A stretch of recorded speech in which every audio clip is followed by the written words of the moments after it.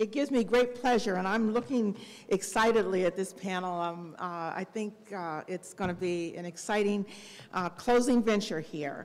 I am going to introduce the moderator, who many of you already know, Carlo Di Clemente. His bio is long, but he's done so much. I was listening to somebody on the last panel talk about stages of change. When people say stages of change, I think about Carlo. I think about, the years that I've known him. And so he's done so much for the field. So let me just say right off the bat, thank you for all that you've done for the field and that you continue to do. You can read his bio. He is at the University of Maryland, Baltimore County, and his center is doing a lot of great work in lots of areas, and I find it fascinating how much of the work that you're doing now also is public health related. So there you go again with the integration. So without further ado, I'm going to bring Carlo Di Clemente, who's going to moderate this final panel. Thank you, Renata. It's great. I'm very happy to be here. I was part of the group that was trying to organize this, and Renata calls me in January and says, I think we should have a national conference on behavioral health. I'm like, in May? So I said, yeah, I was a little skeptical, but she not only pulled it off, she actually did a wonderful job, and it's really been terrific to have all of these speakers and all the people here. So again, I'm really appreciative of all the work that you did and how we pulled this together and how Danya really helped get it together. So that's great. So we wanted to kind of end on a note that kind of is very interesting. Actually, Terry Klein was just walking out going, I'm sorry I have to miss this, he said, because in Oklahoma, this is a big deal. I'm going, yeah, well, it's actually a big deal everywhere. The e-cigarettes is the latest big deal. If anybody was at SRNT just recently, Society for Research on Nicotine and Tobacco, that conference was hijacked by e-cigarettes. E-cigarettes was almost in every presentation, and actually one of the presenters said, hold on, I think we actually got through a whole presentation without talking about e-cigarettes. Of course, then he just mentioned e-cigarettes, so it came in. But what we're hoping today is to try and, e-cigarettes are, heat the tobacco, right? And so they bring a lot of heat, and there's a lot of heat in this discussion. We're hoping to bring light. So we have two speakers who actually hopefully can bring us some light to the data, with data about e-cigarettes. We're trying to kind of figure out what do we know so far. And as we listen, I would ask each of you to kind of think about several things. One is think about absolute risk, because that's something that we have to consider when we think about anything that we do. Think about relative risk, because we're talking about cigarettes, and combustible tobacco is the killer for this 483,000 deaths per year.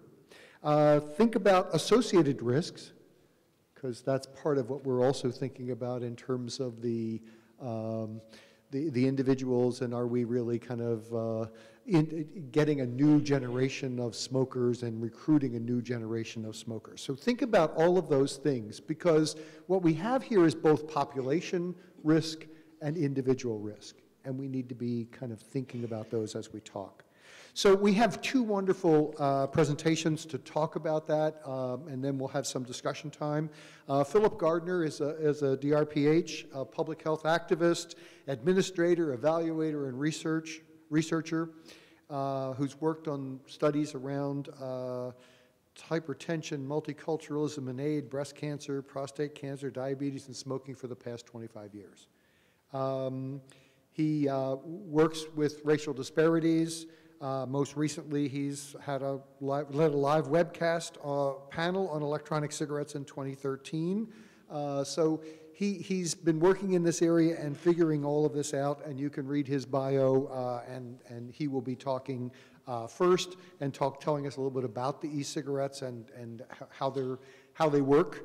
And then Sharon Cummings, who's a PhD assistant professor at Department of Family and Preventive Medicine at the University of California, San Diego. I have heard her actually at an earlier conference.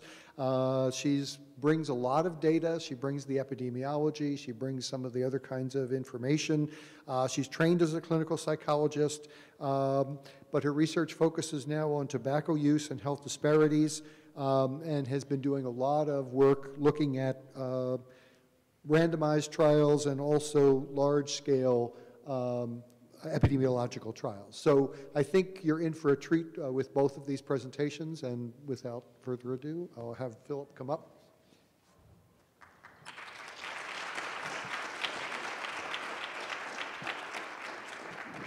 Good morning.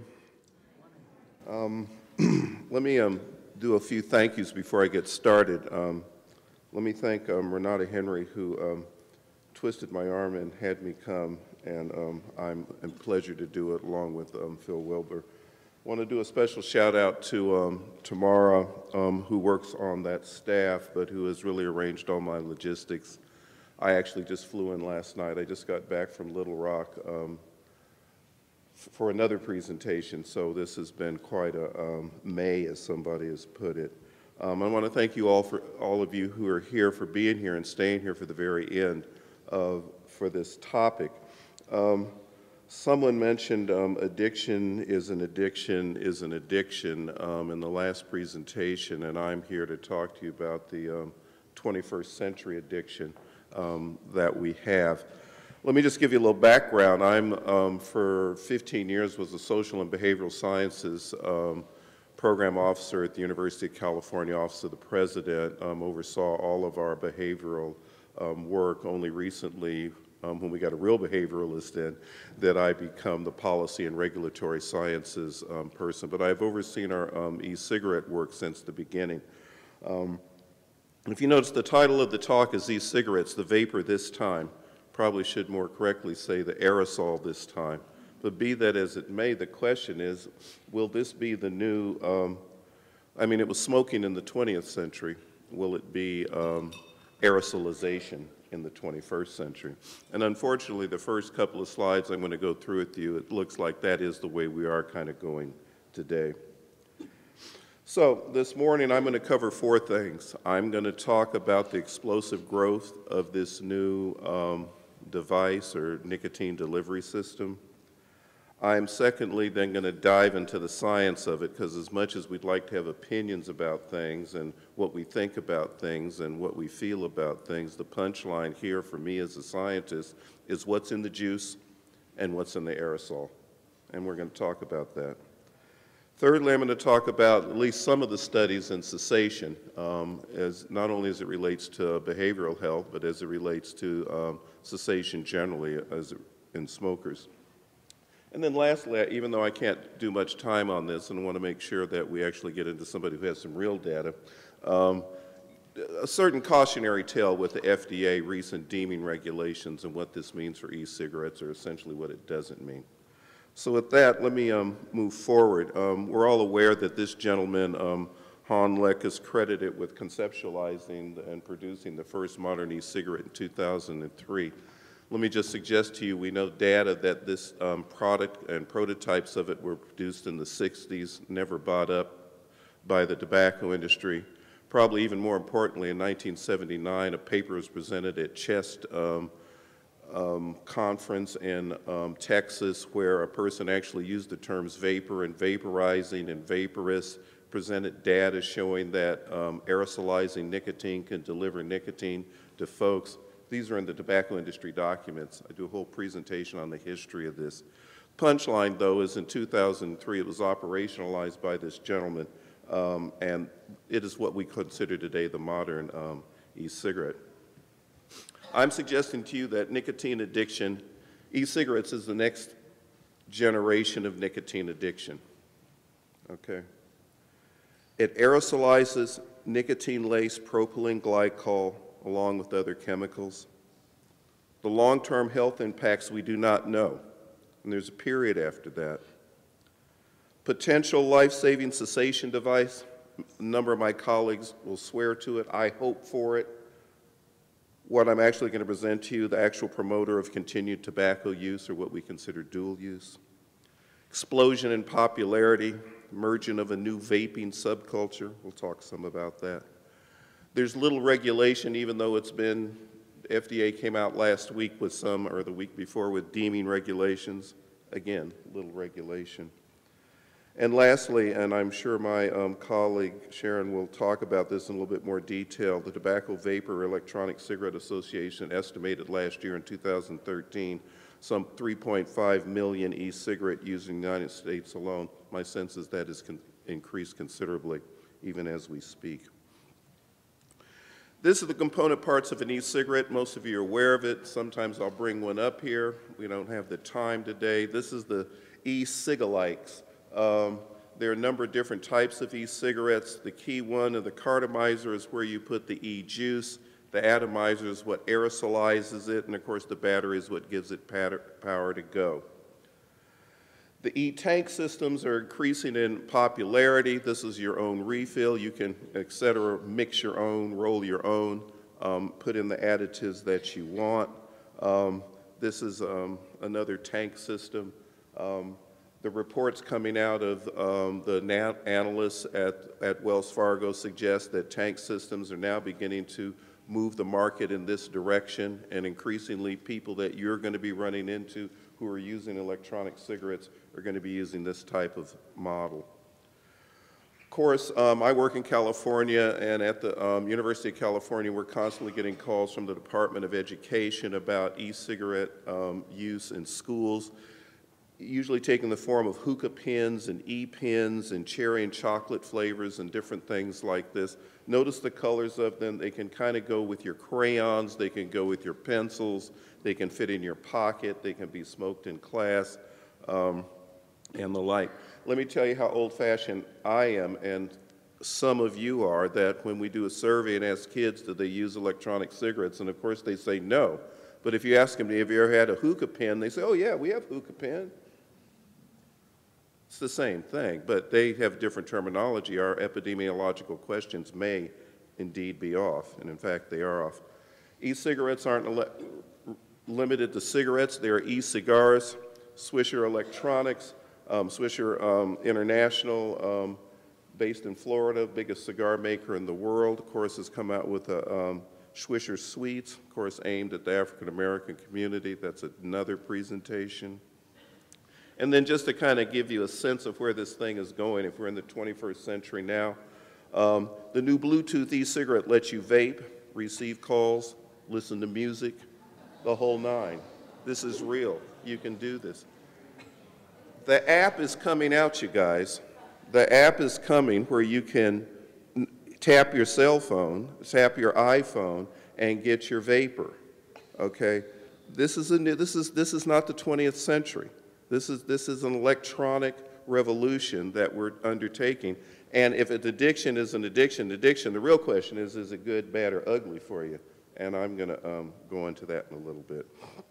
So the e-cigarette thing has actually exploded. So when Wells Fargo has someone who tracks this, and this is all that she does, no offense to her, but they estimate that this market will be something about $10 billion by 2017. In the context of the overall tobacco market is $100 billion.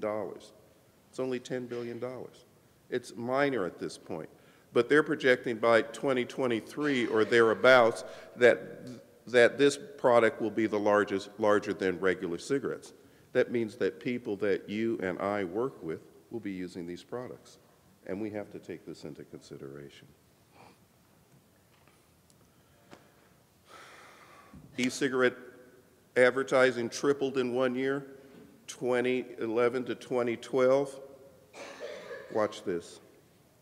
E-cigarette advertised doubled between 2012 and 2013. The thing has taken off. This is the new way, and you can do it on television. You can do it on radio. You can do it on social media. You can't do this with the regular cigarettes, the ones that we know kill you. Vape shops on the rise. Someone has suggested that Starbucks of e-vapor. It's estimated that there are 5,000 to 10,000 of these in the United States.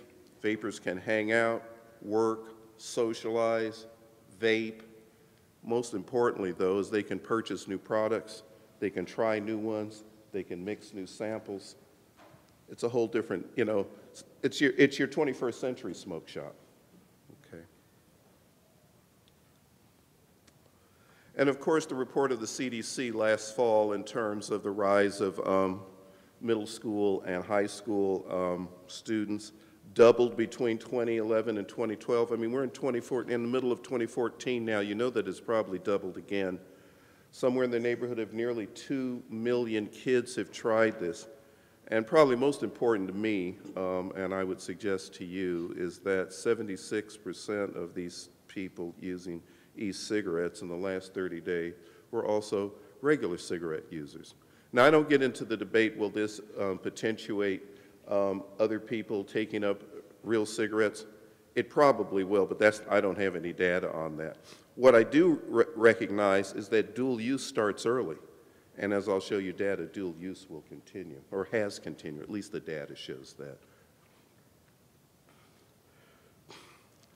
This is not just the United States phenomena.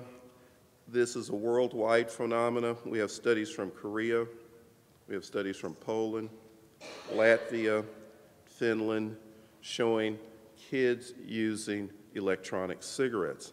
This is harbinger of things to come, you guys.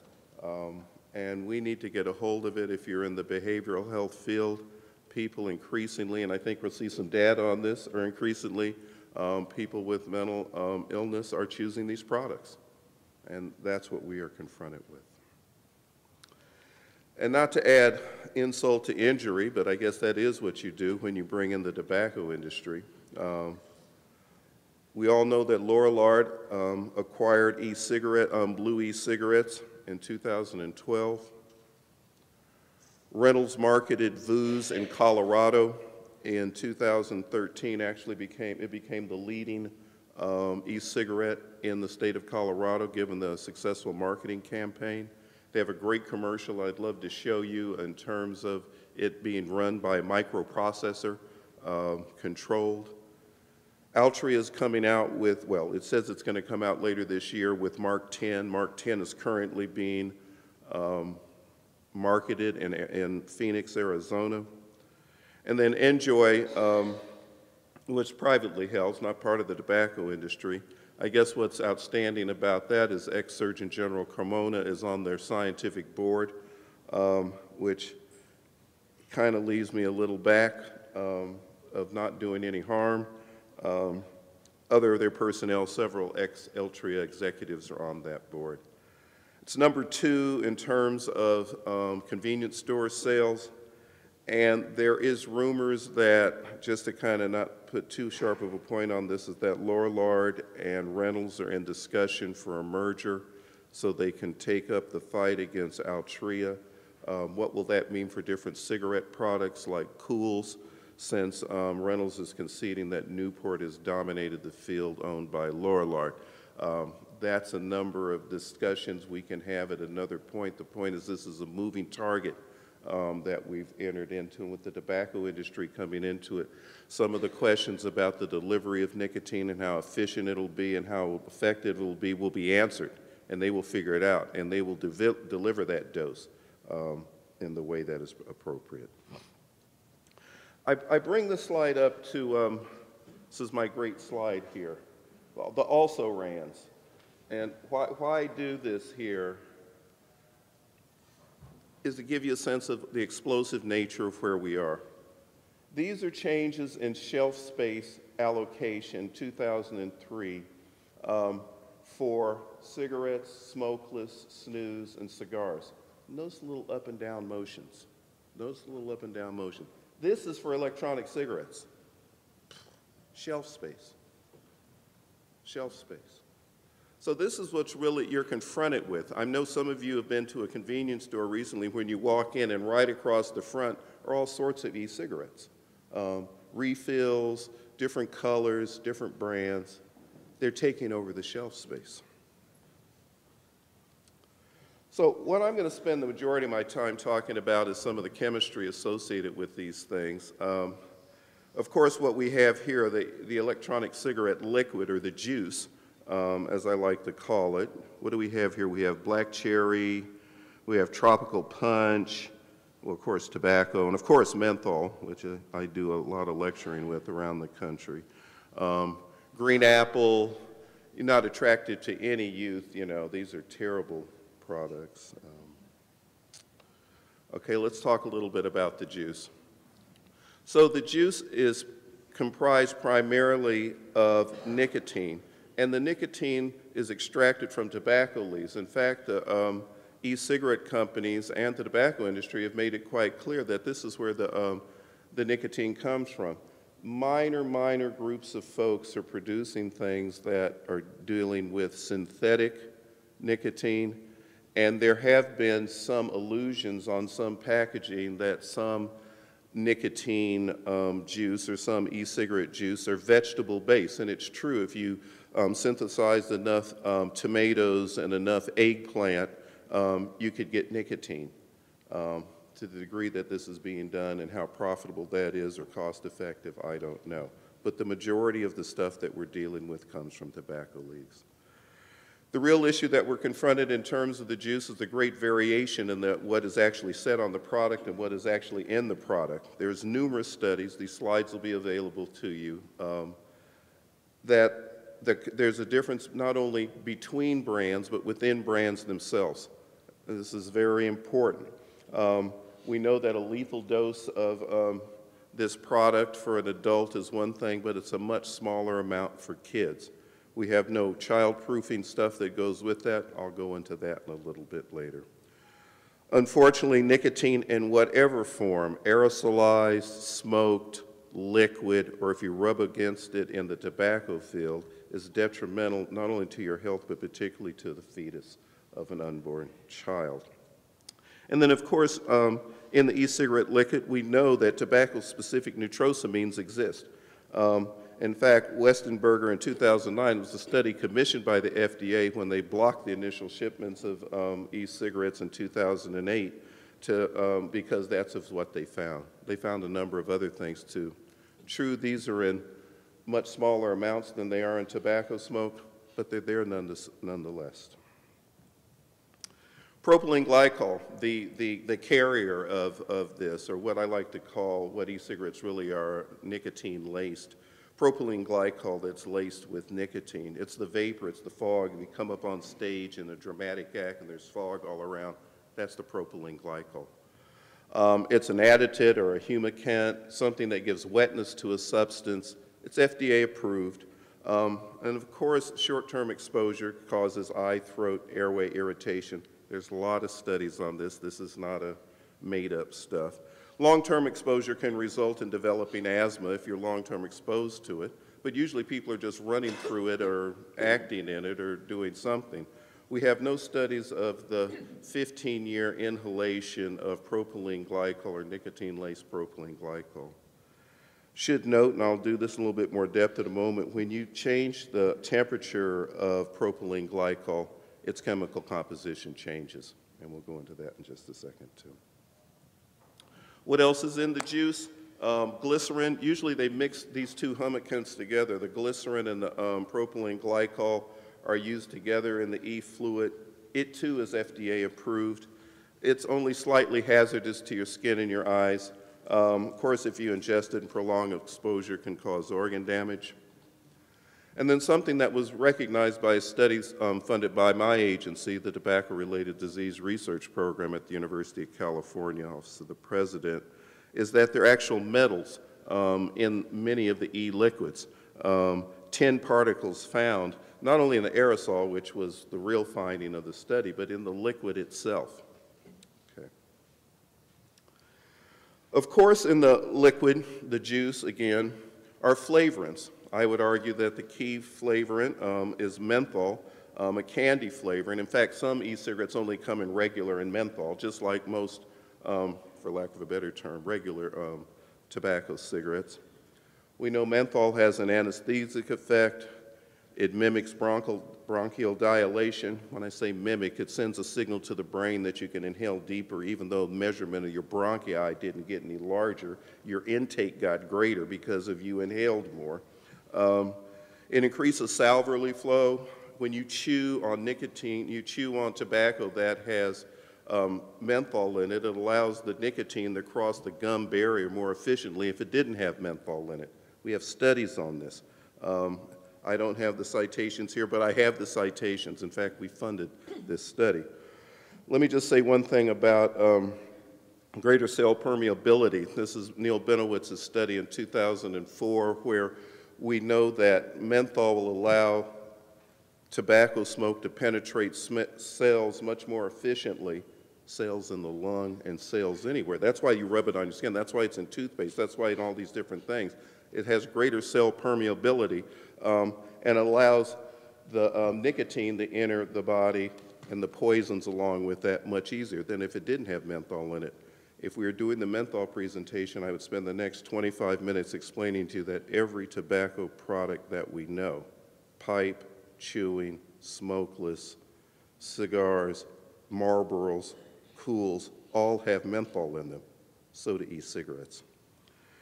Not to mention the 100 candy flavors. All of these things, of course, make the poison go down easier. Bubble gum, gummy bears, strawberry for kids. I like the ones for adults, sex on the beach, aces and eights. You know, you want it, they got it. And that's just the juice. Okay. So when we talk about the aerosolization, and I notice there's a lot of discussion about vaping. You know, actually it's not vapor that is released. Vapor is a reaction of when you boil water or boil something, when you raise it to a certain temperature, it changes to a vapor. What happens with aerosol, you're not boiling it, you're aerosolizing it. It's a different term. It's 21st century. We got to get some different things going on here. Cigarette burns or peroxolizes at 900 degrees Celsius. This is a hot thing. It turns into all sorts of trash. We all know it well. We're not going to do that here. E-cigarettes aerosolizes stuff at 40 to 65 degrees. It is much different. It produces different chemicals. It produces larger molecules, which I can't go into at this level of detail, but it's different in what it does. Let me tell you, the middle category of heated tobacco products, Carlo had mentioned there, heating tobacco. No, that's the 21st and a half century. What Philip Morris is doing now is got 3 prototypes in preparation on heated tobacco products. It's not burning them. It's not aerosolizing them. They're heating them, okay? So we're going to be confronted in 10 to 15 years with all these new products delivering different levels of chemical concentration to the body based on the type of, whether it's the degree that it's heated or aerosolized or burned. Okay. So I know there's a lot of people who think that it's just water vapor. I don't think people in this room think that, but I do think that the promoters of these products do. So what's in the vapor? Just like what's in the liquid, there's propylene glycol, there's glycerol, there are flavorings, and of course nicotine. They're all found in the liquid, they're all found in the vapor. It's interesting. Propylene oxide. Propylene oxide is when you heat propylene glycol. Propylene glycol is a known carcinogen. It's produced in small amounts when it is heated, and it's not going to be at the potency that you would get it in a cigarette, but you are producing another carcinogen when you aerosolize this. Now, the degree, now I'm going to go into this in a little bit more, getting ahead of yourself here a little bit. And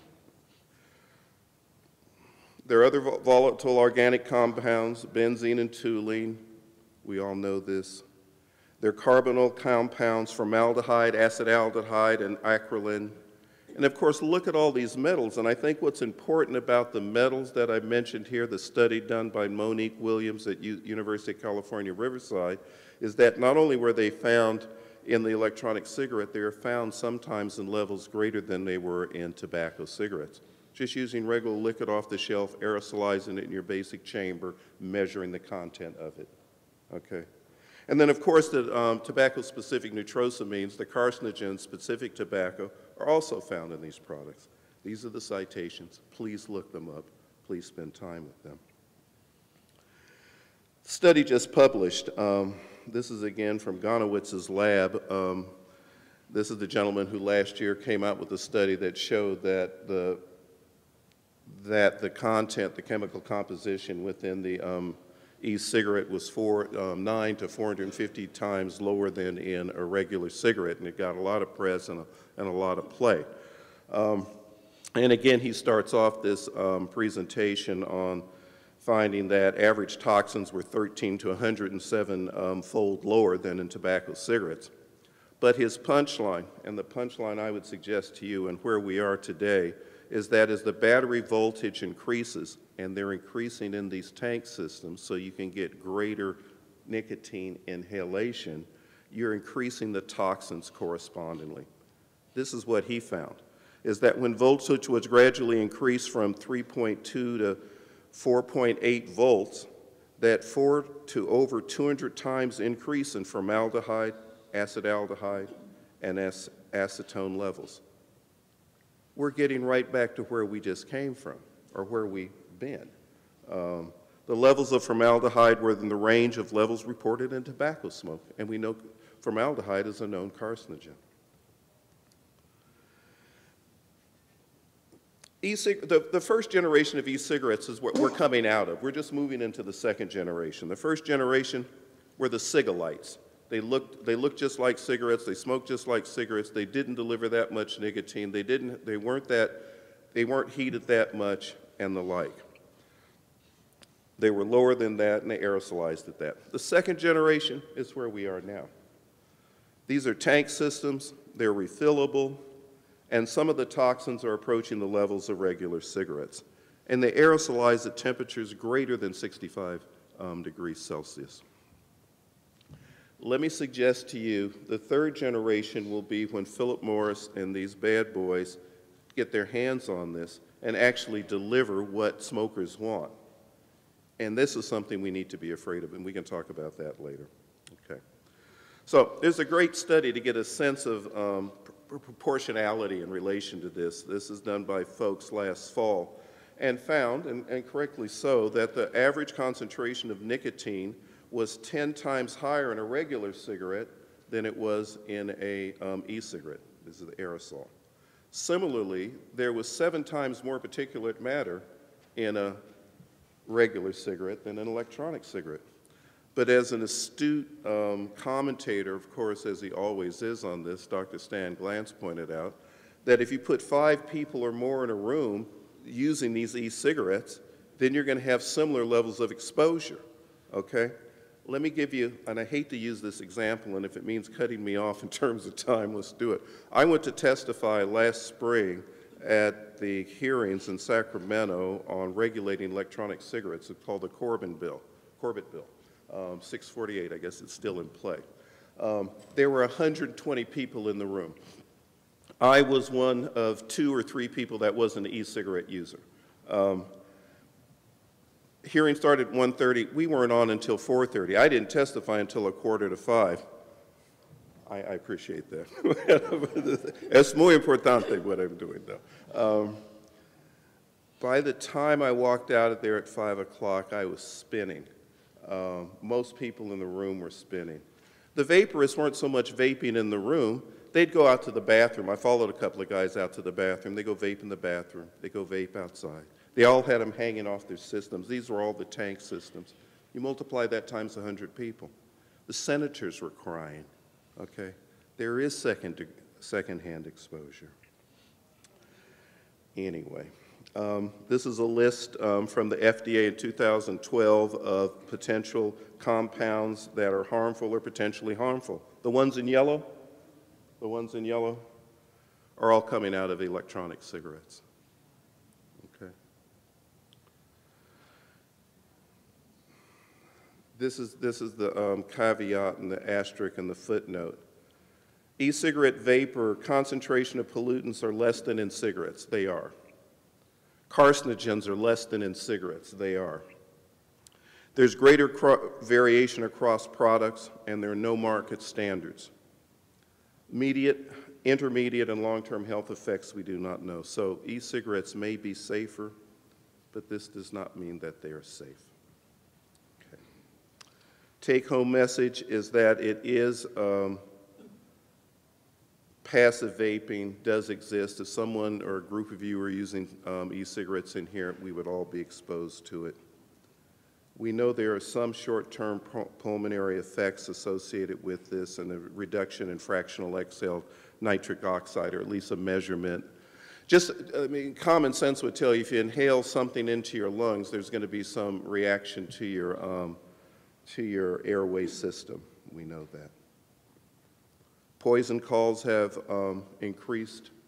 This is in September of 10, there was one concerning e-cigarettes. In February of 2014, there were 215.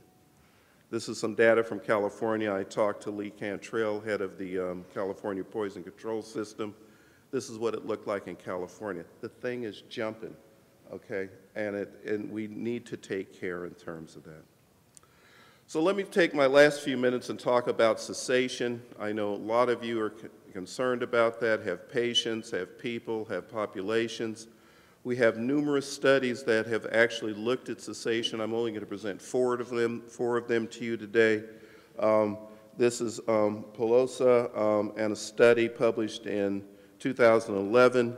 33% sustained a 50% reduction in tobacco, 13% sustained an 80% reduction in tobacco, while 23% sustained complete abstinence. While this sounds like some impressive figures, I'm going to suggest to you that 50% reduction and 80% reduction still kills you. Okay, this is the problem with tobacco cigarettes, and this is the problem with e-cigarettes themselves. This is Copanet and their folks, and notice they had three different groups. In each of the groups, cigarette smoking was cut in half. Cigarette smoking was cut in half. The problem is cutting down from a pack to a half a pack a day is still deadly to you. It's my favorite one, the four-country survey. Wave 7, 85% of the people were current e-cigarette users, using them to quit. After 1 year, they came back. In Wave 8, 89% of those people were still using the e-cigarette. Proof that it's not that effective for cessation. What it does lead to, and I'm suggesting to you, at least what the data suggests to you, is dual use. Here's a quit-line survey where they collected quitting data, and e-cigarette user groups were significantly less likely to be tobacco abstinent at 7th-month survey compared with participants who had never tried e-cigarettes. Well, of course, look, I'm an ex-smoker. I smoked from 1969 to 1987. I'm very clear that if there would have been some e-cigarettes around, that would have helped me out, not just because that's what I wanted. Okay, I was very clear on that, and I think that's why we see this type of data. Bottom line is that e-cigarette users, while using these products to quit, were not more likely to have been successful if they had not used them at all. These are just 4 studies. I could produce 4 other studies that would have the same results. Okay. And I know my time is limited. The punchline of the downside of dual use, and we have huge amounts of data on this is one study. There's at least 15 or 16 other studies. I wrote an article on this. We could go into this in depth. That smoking between 1 to 4 cigarettes a day was associated with significantly higher risk of dying from ischemic heart disease and from all causes, and from lung cancer in women. 1 to 4 cigarettes. Okay, so cutting down, I'm sure we're going to hear a lot of, well, it's a step in the right direction. As an ex-smoker, it's just a step on being a smoker, just personally. And lastly, I'm going to end with this. FDA deeming regulations a cautionary tale. People essentially applauded the FDA, finally came out, and I'm going to take a little swipe at my friend Mitch Zeller, who I've known forever, and he's known me forever. It took them 3 or 4 years to get their hands around this, and then they didn't get their hands around it at all. They've got menthol sitting on their table and they haven't done a thing about it, and that's a whole nother discussion. Having said that, this is the caution I would suggest to you. That there is still TV, radio, and social media advertising that remains for electronic cigarettes. That candy flavorings, including menthol, still remain. In all fairness to the FDA, they say this is what the 75-day comment period is about. If you think something should be done about the things that we left out, you should write something in about it. We don't need to write anything more in about candy flavoring. That's what kids like. They know this. Internet and mail order sales continue. There are no age restrictions in terms of that. Probably most revealing is that the Wall Street Journal, Wells Fargo, the tobacco industry, electronic cigarette manufacturers and manufacturers like the regulations, or lack thereof. They really do like them, because they're not regulations. The tobacco industry has already argued that they need more time than the 75 days allotted, so they can fill the docket with more things pro, essentially tobacco, even though it takes the form of pro e-cigarettes. There are no child-proofing requirements that are in the European Union regulations. There's no warning labels like there are in the European Union regulations. And the minimum of 2 years to enact this legislation, I guess the thing I would leave you with, that propylene, nicotine-laced propylene glycol, or what we know as electronic cigarette, horses even further out of the barn, down the road, and coming to a clinic, an office, and a home near you. With that, I'll stop my remarks. These are some resources. We did a live webcast on this in 2013 with scientists from around the country. All the slides, the actual live taping is there. This is a volume produced by the FDA that looked at all the different aspects of this. I'd encourage you to take a look at. There's many other resources. With that, I thank you.